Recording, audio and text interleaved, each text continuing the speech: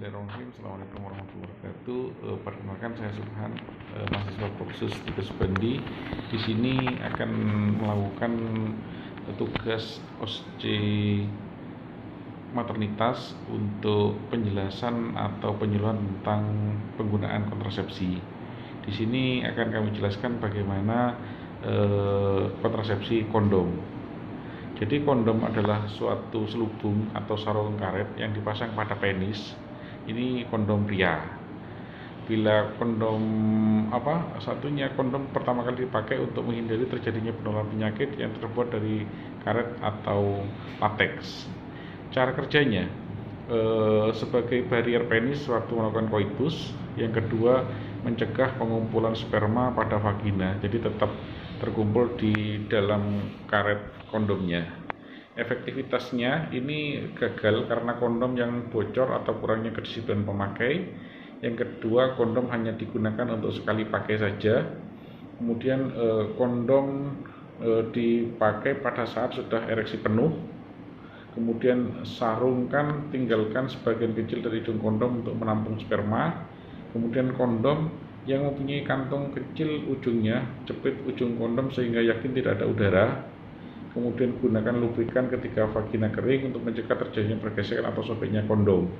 Kemudian keluarkan penis dari vagina sewaktu masih dalam keadaan ereksi. Tahan isi kondom untuk mencegah tertumpahnya sperma ke dalam atau di dekat vagina. Kemudian terakhir, simpan kondom di tempat yang kering dan sejuk. Jangan memakai vaselin sebagai pelumas karena dapat merusak karet. Kemudian periksa kondom setelah senggema untuk melihat adanya kerusakan atau masih utuh atau tidaknya kondom, karena dikhawatirkan ada lubang yang bocor. Keuntungannya bila menggunakan kondom, satu, bisa melindungi terjadinya perlindungan terhadap penyakit menular seksual. Yang kedua, tidak mengganggu kesehatan daripada klien sendiri atau penggunanya. Murah, dibeli secara umum bisa, tidak perlu pemeriksaan medis, tidak mengganggu produksi ASI. Kemudian metode kontrasepsinya adalah sementara. Kerugiannya, biasanya angka kegagalannya cukup tinggi, terjadinya 3-15 kehamilan pada 100 wanita per tahun, jadi resikonya tinggi.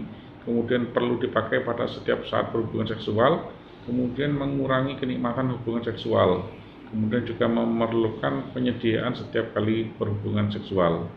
Indikasinya bisa digunakan untuk seseorang yang memerlukan kontrasepsi sementara saja, jadi bisa untuk pasangan muda. Kemudian pasangan yang ingin menjalankan kelahiran daripada anak, pasangan yang mengkhawatirkan terjadi efek samping dengan metode lain, mungkin dengan metode suntik, metode lainnya dia khawatir bisa menggunakan kondom. Kemudian klien yang pernah atau sedang menderita penyakit menular seksual termasuk juga AIDS, ini wajib menggunakan kondom. Wanita hamil dengan resiko menderita penyakit menular seksual selama hamil juga sebaiknya pasangannya disarankan memakai kondom. Efek sampingnya ini pernah dilaporkan ada kondom yang tertinggal di dalam vagina, kemudian adanya terjadi infeksi ringan, kemudian reaksi alergi terhadap bahan kondomnya. Sekian kami jelaskan terhadap penggunaan kondom. Terima kasih. Assalamualaikum warahmatullahi wabarakatuh.